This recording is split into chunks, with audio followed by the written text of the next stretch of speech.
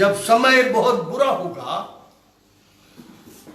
जब लोग एक दूसरे को नहीं मानेंगे, लोग बुराई, दुष्टता, झगड़े और सब प्रकार की बुरी बातों को जब अपने जीवन में अपनाएंगे और परमेश्वर की बातों से जब दूर होंगे, तो परमेश्वर का वचन हमें क्या कहता है हम देखेंगे। लिखा हुआ है व्यवस्था विवरण इसका 32वां अध्याय, व्यवस्था विवरण इसका 32वां अध्याय और पहले वचन में ऐसा लिखा है, हे आकाश कान लगा कि मैं बोलूं, और हे पृथ्वी मेरे मुंह की बातें सुन। ऐसा लिखा हुआ है, फिर एक बार मैं पढ़ूंगा। लिखा है, हे आकाश कान लगा कि मैं बोलूं, और हे पृथ्वी मेरे मुंह की बात सुन। मित्रगण, इस समय परमेश्वर एक साक्षी करके आकाश और पृथ्वी से कह रहा है, और ये कह रहा है, हे आकाश कान लगा और हे पृथ्वी, और कि मैं बोलूं, और हे पृथ्वी मेरे मुंह की बातें सुन।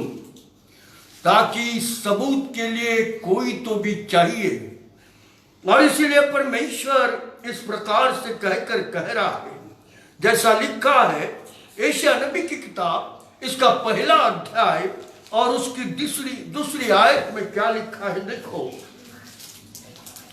हे स्वर्ग सुन और हे पृथ्वी कान लगा, क्योंकि यहोवा कहता है, मैंने बाल बच्चों का पालन पोषण किया और उनको बढ़ाया भी। ये बात परमेश्वर आकाश और पृथ्वी से कह रहा है, सुन।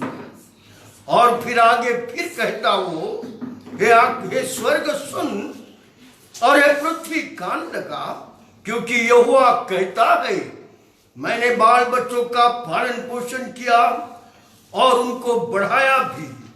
मित्रगण, परमेश्वर इस समय में इस वचन के द्वारा अपने प्रिय लोगों से बातचीत कर रहा है, और इसलिए वचन के द्वारा वो इस प्रकार से कह रहा है। आगे हम व्यवस्था विवरण इसके 30वें अध्याय में हम जब देखते हैं और उसके 19वें वचन की तरफ जब ध्यान देते हैं, तब ऐसा लिखा है, व्यवस्था विवरण, हाँ पढ़िए। मैं आज आकाश और पृथ्वी दोनों को तुम्हारे सामने इस बात की साक्षी बनाता हूँ कि मैंने जीवन और मरण, आशीष और शाप को तुम्हारे आगे रखा है। मैं आज आकाश और पृथ्वी दोनों को तुम्हारे सामने इस बात की साक्षी बनाता हूँ कि मैंने जीवन और मरण और आशीष और शाप तुम्हारे आगे रखा है। ये तीनों भयंकर बातें परमेश्वर ने आज मनुष्य जाति के सामने रखा है। पहली बात ऐसा लिखा हुआ है कि ये साक्षी बनाकर मैंने जीवन, मरण, आशीष और शाप तुम्हारे सामने रखे हैं। मित्रगण, इस संसार में जब कोई आपदा आती है तो परमेश्वर कभी कभी हमको इन आपदा के द्वारा कुछ अच्छी बातें सिखाना चाहता है, और जो मनुष्य, जो परिवार, जो गांव, जो देश इन बातों को सुनकर अपने मनों को बदल देता है, वो धन्य है। क्योंकि परमेश्वर हर प्रकार से आपके और मेरे सुंदर जीवन के विषय में निरंतर कहता है। परंतु यदि मनुष्य पाप करे, गुनाह करे और उसमें जीवन व्यतीत करे, तब परमेश्वर अपना मूड बदलता है।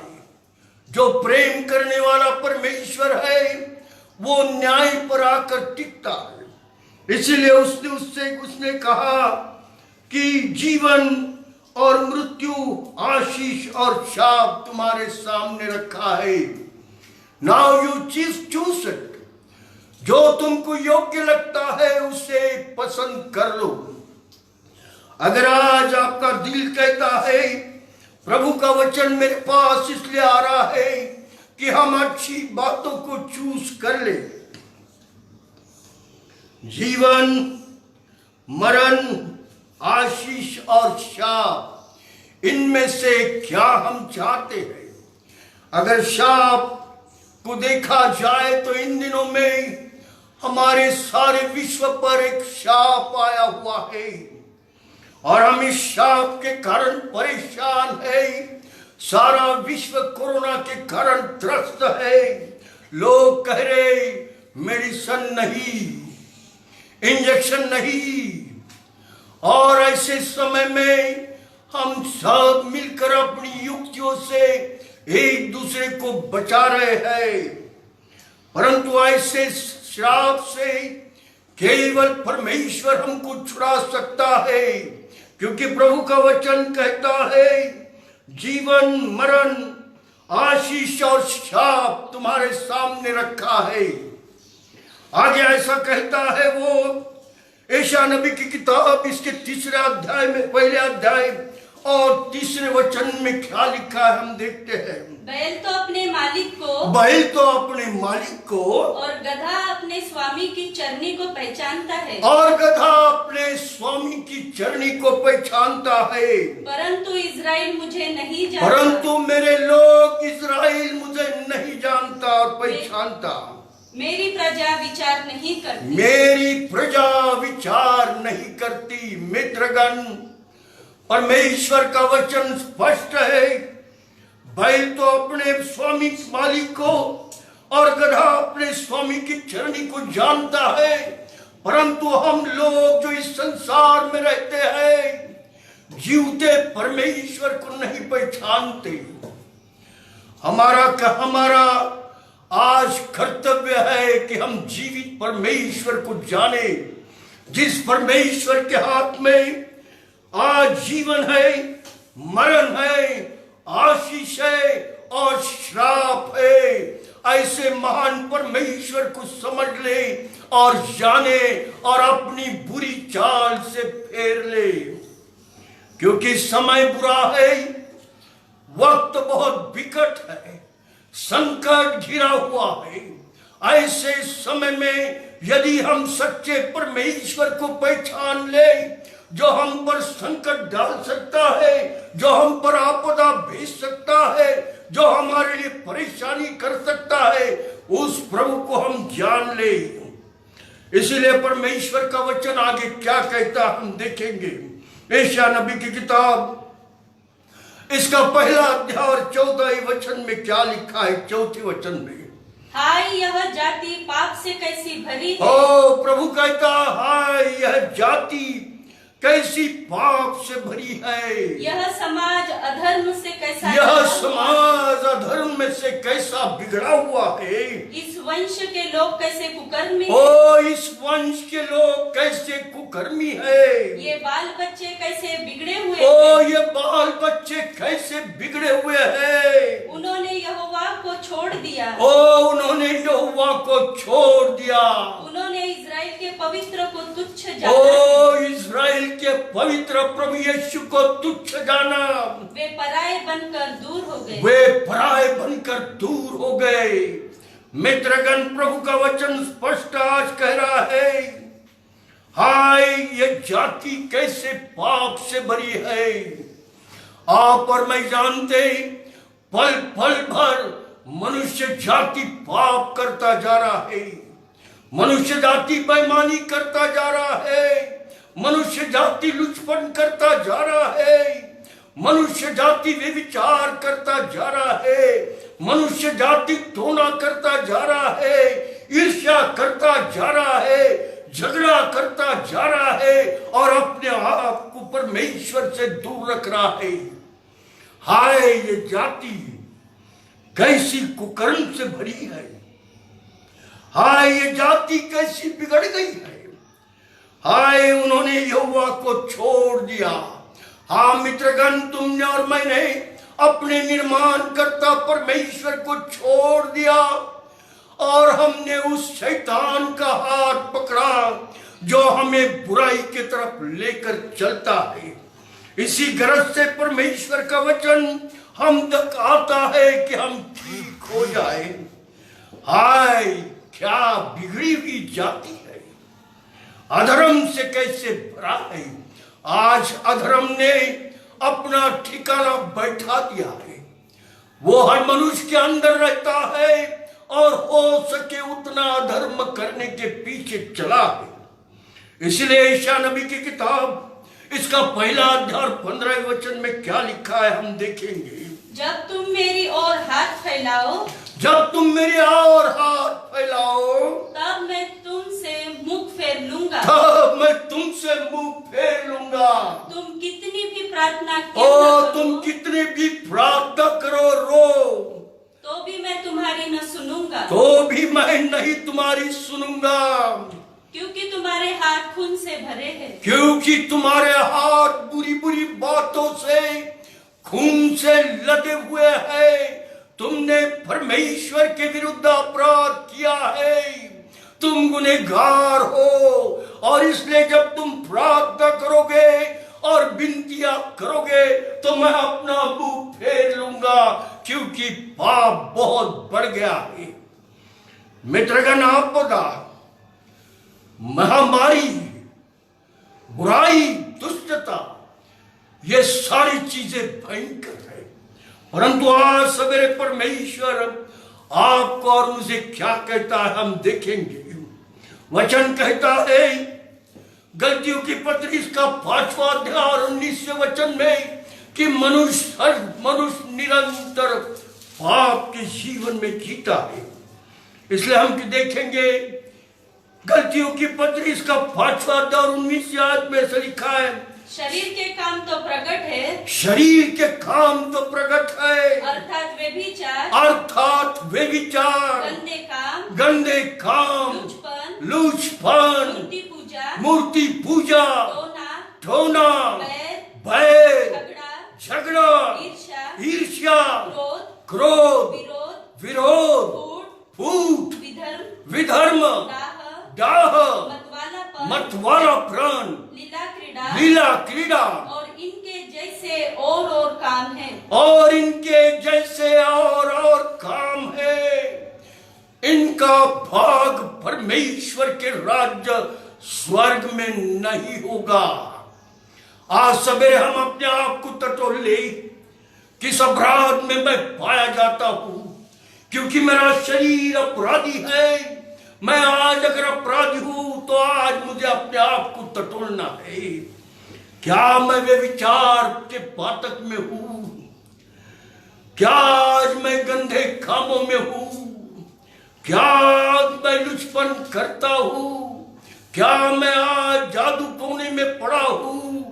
क्या आज मैं बुरी रीति से मूर्ति पूजा में पड़ा हूं?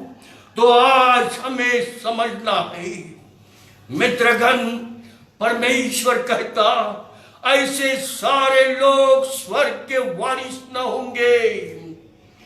फिर ऐसे लोगों के लिए क्या होगा मित्रगण, आज हम समझेंगे। प्रकाशित वाक्य इसका 21वां अध्याय और 8वें वचन में क्या लिखा है देखो। प्रकाशित वाक्य इसका 21वां अध्याय और उसके 8वें वचन में स्पष्ट लिखा है परमेश्वर ने, परंतु डरपोकों और अविश्वासियों और घिनौनों और हत्यारों और व्यभिचारियों और टोनों और मूर्ति पूजकों और सब झूठों का भाग उस झील में मिलेगा जो आग और गंधक से जलती जो आग और गंधक से जलती है। परमेश्वर का वचन स्पष्ट कहता है यदि हम इन गुनाह में है, इन अपराधों में है, तो आज हम अपने आप को सावधान करें, बच जाए। प्रभु मौका दे रहा है। क्योंकि आज हम सब बातें देख रहे हैं। दूसरा इतिहास इसका 7वां अध्याय और उसकी 13वीं वचन में क्या लिखा है ये हम पढ़ेंगे। दूसरा इतिहास उसका 7वां अध्याय और 13वीं वचन में जब हम देखते हैं तो यह है, यदि मैं आकाश को यदि मैं आकाश को ऐसा बंद करूं यदि मैं आकाश को ऐसा बंद करूं कि वर्षा न हो या टिड्डियों को देश उजाड़ने की आज्ञा दूं कि टिड्डियों को देश उजाड़ने की आज्ञा दूं या अपनी प्रजा में मरी फैलाऊं तब यदि मेरी प्रजा के लोग जो मेरे कहलाते हैं लीन होकर प्रार्थना करें और मेरे दर्शन के खोजी हो अपनी बुरी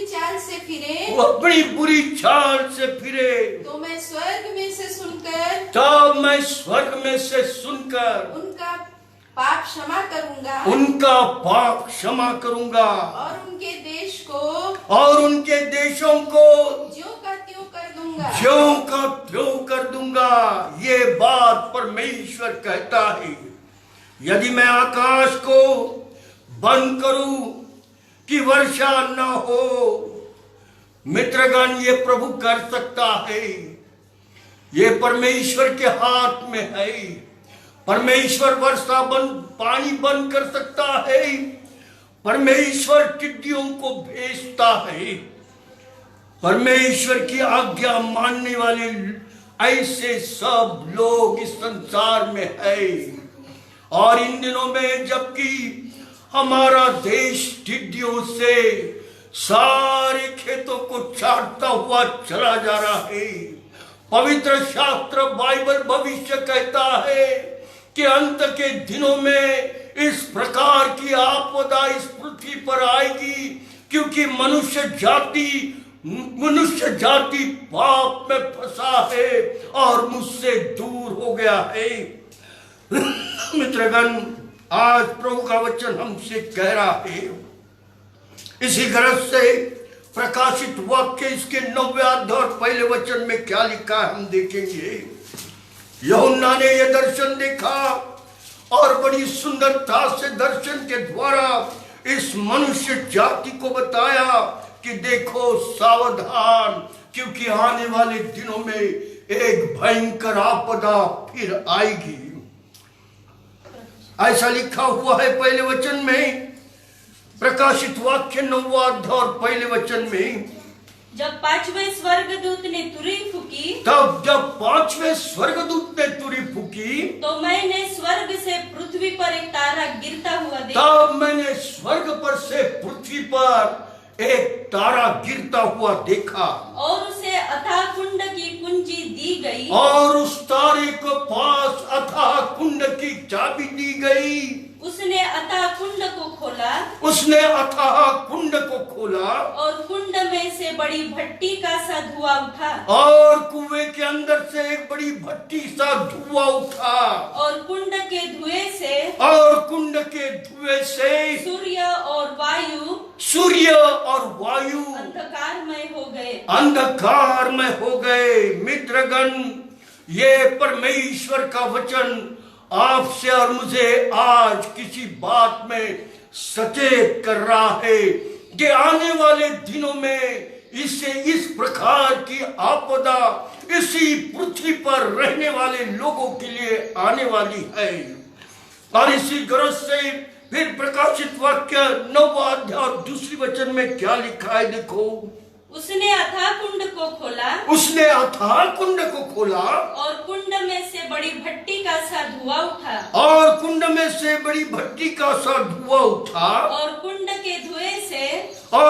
के धुएं से सूर्य और वायु अंधकारमय हो गया। आगे ऐसा लिखा है प्रकाशित वाक्य इसका 3रा अध्याय 9वां अध्याय और 3रे वचन में, उस धुएं में से पृथ्वी पर टिड्डियां निकली और उस धुएं में से पृथ्वी पर टिड्डियां निकली और उन्हें पृथ्वी के बिच्छुओं की सी शक्ति दी गई और उनको आज्ञा दी गई और उनको ऐसी शक्ति दी गई कि बिच्छुओं का जो डंक होता है उसके मुताबिक उससे कहा गया और उससे कहा गया कि न पृथ्वी की घास न पृथ्वी की घास और न किसी हरियाली को और न किसी हरियाली को न किसी पेड़ को और न किसी पेड़ को हानि पहुंचाए हानि पहुंचाए, केवल उन मनुष्य को हानि पहुंचाए जिनके माथे पर उद्धार का चिन्ह न होगा। मित्रगण, हाय, ये आज्ञा पाने वाली टिड्डियां भी उस अथाह कुंड से निकलेगी, पृथ्वी पर आएगी और जो मनुष्यों के माथों पर उद्धार का चिन्ह न होगा उन्हें वो डंक मारेगी। ऐसा लिखा है। मैं आपको सचेत कर दे रहा हूं, अभी हमने कोरोना बीमारी टिड्डियां देश में आई, थोड़ा ही समय ने हो रहा है तो न्यूज ने और वर्तमान पत्र ने कहा बहुत बड़ा भूकंप आने वाला है, उसकी तीव्रता 8.5 होगी और उसका दायरा बताया गया है दिल्ली से लेकर तो उत्तर प्रदेश का पूरा एरिया। मित्रगण, सावधान, मेरे दिल्ली वासियों, मेरे उत्तर प्रदेश के वासियों, प्रभु के पास आ जाओ। हो सकता है यदि हम नम्रता से प्रभु के पास आए और प्रभु से प्रार्थना करें तो ये आपदा से केवल प्रभु यीशु मसीह आपको बचा सकता है। और इसलिए वचन सुनने वाले दोस्तों, वचन सुनने वाले भाई बहनों, ये नम्रता का भाषण, प्रेम का भाषण, दया का भाषण आप तक मैं देता जा रहा हूं, क्योंकि आपदा इस पृथ्वी पर आ रही है और तुम्हें और मुझे सावधान होना है। और इसी गरज से जब हम परमेश्वर के इस वचनों को देखते जा रहे हैं तब क्या कहता है देखो। और ऐसा लिखा है प्रकाशित वाक्य इसका 9 और 4 वचन में क्या लिखा है। उनसे कहा गया कि न पृथ्वी की घास को, न पृथ्वी के घास को, देखो कमाल है, टिड्डियों को कहा गया न पृथ्वी की घास को, न किसी हरियाली को, न किसी हरियाली को, न किसी पेड़ को, न किसी पेड़ पौधों को हानि पहुंचाए, न किसी खेतों के अनाज को हानि पहुंचाओ, परंतु केवल उन मनुष्यों को हानि पहुंचाओ जिसके माथे पर उद्धार का चिन्ह न होगा। हाय मित्रगण, यदि आज मेरा उद्धार नहीं हुआ है, मुझे पाप से छुटकारा नहीं मिला है, मैंने अभी तक पश्चाताप नहीं किया है, तो वो दिन दूर नहीं है जब हम कहेंगे अरे बाप रे क्या भयंकर आपदा आई है। इसलिए लिखा हुआ है, परमेश्वर का वचन कहता है, दूसरा इतिहास इसका 7वां अध्याय, और इसमें हम पढ़ेंगे दूसरा इतिहास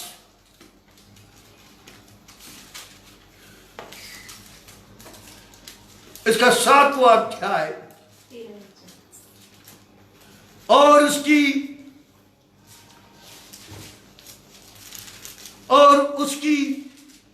13वें वचन से हम पढ़ेंगे क्या लिखा है देखो। यदि मैं आकाश को ऐसा बंद करूं, यदि मैं आकाश को ऐसा बंद करूं कि वर्षा ना हो, या टिड्डियों को देश उजाड़ने की आज्ञा दूं, या टिड्डियों को देश उजाड़ने की आज्ञा दूं, या अपनी प्रजा में मरी फैलाऊं, या मैं अपनी प्रजा में मरी फैलाऊं, तब यदि मेरी प्रजा के लोग जो मेरे कहलाते हैं दीन होकर प्रार्थना करे और मेरे दर्शन के खोजी हो अपनी बुरी चाल से फिरे तो मैं स्वर्ग से सुनकर उनका क्षमा करूं, तो मैं स्वर्ग से सुनकर उनके पापों को को क्षमा करूंगा। मित्रगण, आज परमेश्वर ने चॉइस आपके हाथ में रख दी है। प्रभु कहता है यदि तुम नम्र हो जाओगे, तुम लीन हो जाओगे, अपने अपराधों से फिरने की तैयारी करोगे, तो परमेश्वर आपके पीठ पर हाथ रखेगा, आपको आशीष देगा। क्योंकि आप बुराई से, दुष्टता से, बेईमानी से, व्यभिचार से, जादू टोना से, हर प्रकार के झगड़े से, हर प्रकार की बुराई से हटने के लिए तैयार हो गए। यदि आज आप वो तैयारी कर रहे हैं, तो प्रभु आपके मन को प्रोत्साहित करेगा, प्रभु आपके मन को तैयार करेगा, और आप पश्चाताप करके रोगे और रोकर मातम करके उसे छोड़ दोगे, क्योंकि प्रभु आपसे प्रेम करता है। मित्रगण, आगे लिखा हुआ है प्रकाशित वाक्य इसके 9वें अध्याय में जब हम आगे देखने लगते हैं तो बहुत भयंकर परिस्थिति। ओ मित्रगण, यदि आज मैं और आप वचन को सुनकर अनसुना करते, अगर आपको ऐसा लगता कई सालों बीत चुके हैं, ऐसा ही चल रहा है, लोग बकबक करते हैं, लोग बकबक से उपदेश देते हैं, चलने दो। मित्रगण, नहीं, परमेश्वर का वचन जीवित है। अगर वो देर कर रहा है तो केवल इसलिए कि मनुष्य जाति नाश ना हो, परंतु अनंत जीवन पाए। उसका प्रेम आपके और मेरे लिए है। इसीलिए प्रभु कहता है पश्चाताप कर ले। यदि तू अपना मन बदल के पश्चाताप करे और अपने पापों से मुड़ जाए, तो मैं तेरी प्रार्थना सुनूंगा। क्या भाई बहन, मेरे बुजुर्ग हो, मेरी माता हो, क्या आपकी इच्छा है कि आज प्रभु आपकी प्रार्थना सुने? यदि आपकी इच्छा है कि प्रभु आज आपकी प्रार्थना सुने, नम्र हो जाओ और प्रभु से कहो, प्रभु मुझ गुनहगार पर दया कर, बचा ले। मैं आपको बताना चाहता हूं, हमारे हिंदुस्तान से अगर क्रिश्चियन लोग एकजुट होकर प्रार्थना करें और प्रभु से कहे, प्रभु आज हम अपने जीवन को तेरे हाथ में देते, आज पश्चाताप करते, प्रभु पापों से छुटकारा पाते, तब प्रभु सारे क्रिश्चियन लोगों की प्रार्थना सुनेगा। और सुनकर उसी क्षण कोरोना सारे हॉस्पिटल से, सारे प्रांत से, सारे घरों से, सारे हॉस्पिटल से निकाल देने में सामर्थ्य है। पर यदि नम्र अगर हम हो, तब टिड्डिया का एक पंखुरू भी हमारे प्रांत में नहीं रहेगा। यदि क्रिश्चियन आत्मा में भरकर प्रार्थना करे, यदि प्रभु के पास आंसू बहाए, तब परमेश्वर जो स्वर्ग में रहता है, जिसके अधिकार में मरी है, जिसके अधिकार में टिड्डिया है, जिसके अधिकार में भूकंप है, जिसके अधिकार में हर प्रकार की ऐसी भयंकर आपदा है, वो उसे रोक सकता है। यदि मेरे मसीही भाई, यदि मेरे क्रिश्चियन भाई पासबान से लेकर मेंबर तक अपने आप को नम्र प्रभु के सामने करेंगे, तो प्रभु बचाने वाला सामर्थ्य है। यहोशापात रो रहा था, यहूदा का राजा था, सैन्य संख्य उस पर चढ़ाई कर रहा था। जब वो बाहर निकला, इज़राइल देश के अंदर यहोशापात यहूदा प्रांत का राजा था, और जब वो बाहर निकला, सारी प्रजा रोने लगी, पश्चाताप करने लगी। तब परमेश्वर ने उसकी सुन ली और उससे कहा, यहोशापात तू खड़ा रहना, बाकी सारा काम मैं करूंगा। मित्रगण, वो जीवित परमेश्वर आज आपकी और मेरी परिस्थिति ठीक कर सकता है। वो जीवित परमेश्वर प्रभु यीशु मसीह आज हमारे देश की बीमारी को दूर हटा सकता है। आज वो प्रभु यीशु मसीह आपको और मुझे बुराई से हटा सकता है यदि हम पश्चाताप करें, अपने जीवन को नम्र करें। तो मैं आपको बताना चाहता, समय दूर नहीं कि हम चैन से रहेंगे, पर यदि हम अपना मन कठिन करते, यदि हम हकीले हो जाते, हम सच्चाई को नहीं मानते, तो आप जान लीजिए काल भयंकर आपदा आएगी। वो टिड्डियां आएगी जिनको ये ऑर्डर रहेगा ना घास खाना, ना किसी हरियाली को खराब करना, परंतु केवल मनुष्यों को डंक मारना। और बाइबल ये बताती है 9वें अध्याय में प्रकाशित वाक्य कि वो डंक ऐसा भयंकर होगा कि लोग कहेंगे मृत्यु आ, मुझे मरने दे, मुझे मरने दे। बाइबल ये बोलती है मनुष्य मृत्यु मांगेगा लेकिन मृत्यु उससे दूर भागेगी और वो मनुष्य 6 महीना तक तड़पता रहेगा। नो मेडिसन कोई भी नहीं कर सकेगा। ऐसी आपदा बहुत जल्दी आने वाली है। इससे पहले सच्चाई को जान लो, प्रभु यीशु मसीह के पास आ जाओ, क्योंकि अभी भी दया का सागर है, पर कल न्याय होगा। आज मेरा वचन आपने सुना, मेरा नहीं, परंतु परमेश्वर का वचन सुन रहे थे। अपना मन कठोर ना करो, अपने आप को नम्र कर लो और कहो प्रभु आज मुझ गुनहगार पर दया कर, आज मुझे तेरी जरूरत है। मैंने वचन सुना, मैं वचन के अनुसार अपने आप को नम्र करता, क्योंकि मेरे